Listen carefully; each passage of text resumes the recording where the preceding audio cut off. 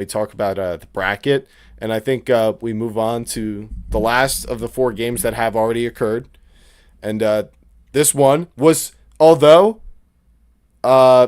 went as Vegas expected, it was still a very exciting game. And that was the Rams, the 5 seed, who traveled to Carolina to play the Panthers, the NFC South winner at 8-9. And the Panthers really gave them a run for their money in this one. But the Rams would come out on top 34-31. The Panthers went down 14-0 early after a Bryce interception, but the Rams, they were able to come, or Panthers were able to come back after being down. And the Rams, they didn't play perfect, but the Panthers had too many errors that kind of held them back in this game, like a Trevor Etienne muffed punt when they were down 27-24. It was a tough break for him, but the Rams turned it over and on downs, and the Panthers took a late lead with a clutch 3rd down throw from Bryce Young to Jalen Coker. And Joey, do you have something you want to say? You don't know ball. Okay. But the Rams, I'm just throwing that out there. The Rams were able to march down the field. How could you say that about me just relaying what happened in the game? But anyway, the Rams were able to march down the field and seal the game with a 19-yard pass to the Crane, as I refer to him as, Colby Parkinson, the massive tight end, super tall, and he's actually been having a really nice season for this Rams team. And they get the win 34-31. So I'm sure everyone wants to talk about the Rams, but I want to get this out first. Just what did you guys make of the Panthers' effort in this game with Dave Canales and Bryce Young and this whole season? Listen, I'm gonna be so serious with you. That Parkinson touchdown, Joey, please, you watched that last play, right? That Parkinson touchdown.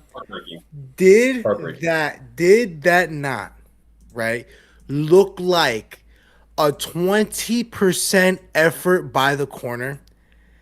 It literally looked like the corner, like, was paid off.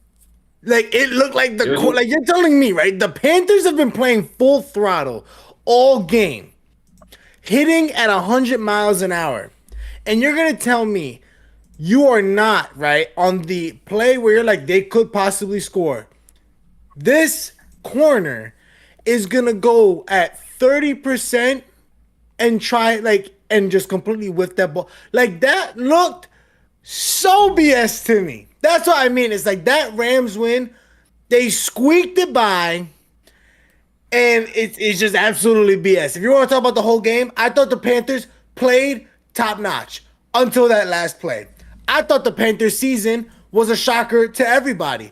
I think they showed everybody that they have weapons. They need a proper calling, and when they get it, they're there. They need to build this defense. Personally, they need to have that name guy or build your defensive line.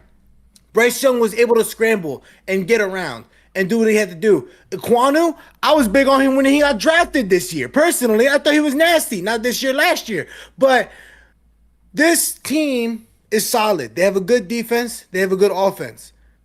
They just need to have a great defense and great offense to be able to beat a team like the Rams back-to-back. That's the only thing I see, honestly.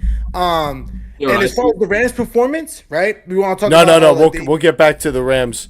Joey, for the Panthers, what did you think, Danny? I'm so sorry. I'm so sorry, Danny. I didn't mean to cut you off. I'm going off right now, bro. I understand.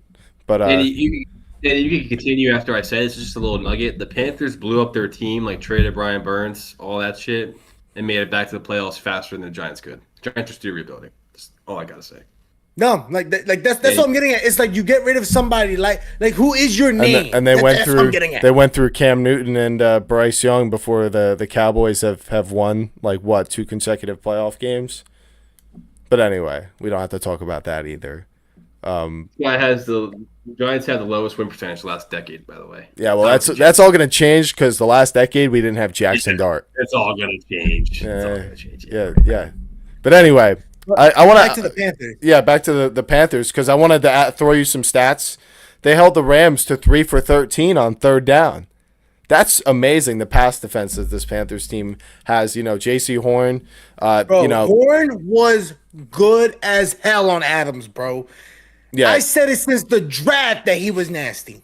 Yeah, he was a beast. and the Panthers also had way less penalties than the Rams. They played a lot cleaner. It was a few mistakes and a few errors that you can't really say they lost the game because any individual won. But is that Jesus Christ himself that I'm seeing? It is. Jesus Christ doing a little boogie. All right. He's shaking it for Bryce Young right now. He's shaking it for Bryce Young. Well, yeah. They had an incredible effort. You said you shared your 2 cents on the Panthers' kind of surprising 2025 season, Joey. Because I can share my thoughts about it too. It's along the lines of what Danny said. I thought they played amazing in this game. A lot of people were really confident, including myself. I placed a hedge that the Rams would blow out the Panthers. I picked the Panthers to cover the spread when we previewed these games. But I think this Panthers team should be really, really proud of how far they got, and beating this Rams team and coming this close in the playoffs again is something I believe, because of how far I believe the Rams will go, that they will be able to hang their hat on the whole offseason, and that will help them show up every day, and that's going to help them build a belief heading into the following season that they are a legitimate playoff team, and that this NFC South division should be theirs now. Bryce Young and Dave Canales, they've got a similar thing going on to Trevor Lawrence and Liam Cohen.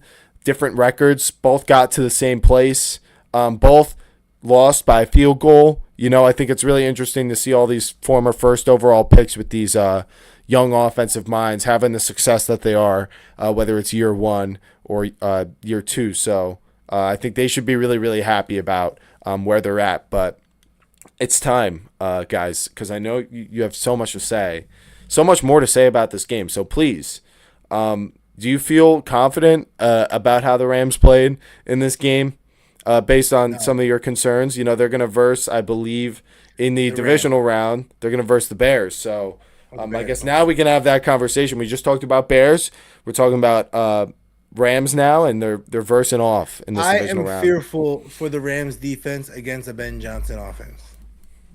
Yeah. I feel like we haven't seen that. That's what's going to happen.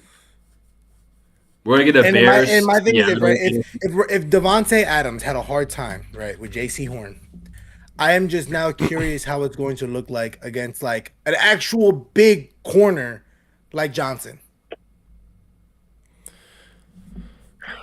I'm currently I'm trying to find the Lions-Rams game from last year, because I think that was the last time we sort of saw a Ben Johnson versus McVay kind of thing, and I'm pretty sure, but that might have been Rams-Bills. I might be thinking of the wrong game. What's up, Joey? Guys, I found the stat of the day. Scott, you can clip this for like a little video reel. Jawan Jennings had more completed passes over 15 air yards today than Jalen Hurts did all game. He did. That was a great throw by Jawan Jennings. We totally forgot to mention that the first touchdown McCaffrey caught was look that wound back open, Danny. Yeah. It was a reverse. It was a reverse pass to Christian McCaffrey, which is just amazing. But I found the last one, and it was actually earlier on in the season. It was not a shootout. The Rams lost to the Lions 26-20. And Stafford had an interception. The Lions offense against this defense, they were looking pretty solid, even this early on in the season. And with Jared Goff, 1 touchdown, 1 interception as well, but able to run the ball. I think they'll be able to run the ball against this Rams defense. Jamison Williams off the play action, and Sam Laporta too. Amon-Ra was quiet, but maybe that's something we should kind of use as a reference when we preview the Rams and the Bears game. But I think it's pretty clear, I think at least to me, that game is going to be a toss-up, because it seems exactly like the two teams are kind of polar opposites of each other. The Rams kind of stand for, veterans, and I know their defense is young, but it's McVay and Stafford who have been melded for years, and they usually start off really good, and they might kind of scare you down the stretch like they did versus the Panthers. But the Bears are brand new. Ben Johnson, Caleb Williams, and it seems like they've struggled to start off and get things right the first half, but been able to come back in every second half. So it seems inevitable that in this matchup between the Rams and the Bears, that we're going to see the Rams take the lead. And the question will be if Ben Johnson and Caleb Williams can orchestrate the comeback in the second half.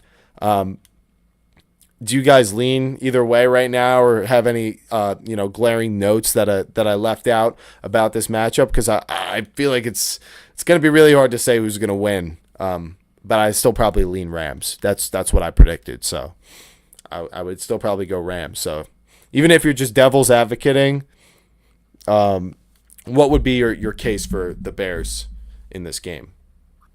The Bears are gonna run all over. The Bears They're gonna offense, run all over. yeah, the Bears offense has been like thriving. You know what I mean? To me, like the Packers were the team that have known the Bears and studied the Bears the longest, and you saw that they were able to still come out with the win. Personally, a lot of the teams that have not been used to this kind of offense or from the NFC point blank period, like you see how crazy or how quick you can get caught off guard by Caleb's elusiveness, his random deep ball like buckets like to Odunze or Moore. I think Odunze and Moore and Burden are scary weapons, and to have Kmet and Loveland as your tight ends should show like, oh, like you're gonna want to be passive as hell to not allow any of the big plays. But then when you do that, you have somebody like Swift and Chungus in the backfield that are going to definitely tear up this Rams D-line that is good against the pass. I haven't really seen them as effective in the run, i.e. because Hubbard and Rico Dowdle were able to be productive in this game against the Panthers. So yeah, if only they weren't losing. And the Bears O-line is a lot better, I would say, than the Panthers. I don't know. It's tough. The Panthers do have a good O-line. I think they had some injuries in this one. So the Bears, it's their first year altogether. But I think with Ben Johnson's coaching, I'd give the Bears probably an advantage. And the weapons they have, the Eagles were able to bully this Rams secondary with guys like A.J. Brown and Dallas Goedert. I think Colston Loveland, DJ Moore, Romo Dunze, physical jump. I think this is going to be Odunze's game that we've been waiting for him to finally show up and do something. Well, yeah, this is the game. It's going to be this one. And outside of Loveland, before DJ Moore caught that game-winning touchdown, it was Odunze who was the leading wide receiver for the Bears. And he was making a lot of huge catches for them. So, yeah, I think that would be the case for the Bears, is that, their weapons are going to be too much. Ben Johnson in the run game. I do worry a lot about this Bears defense versus, this Rams offense, based on how the Rams looked to start the game and based on how the Bears defense looked versus the Packers to start. I don't see how this isn't a shootout between the Rams and the Bears, and how, besides slowing it down with the run game, do you fall too far behind, and can the Rams just stay ahead? I think is the question for that one. But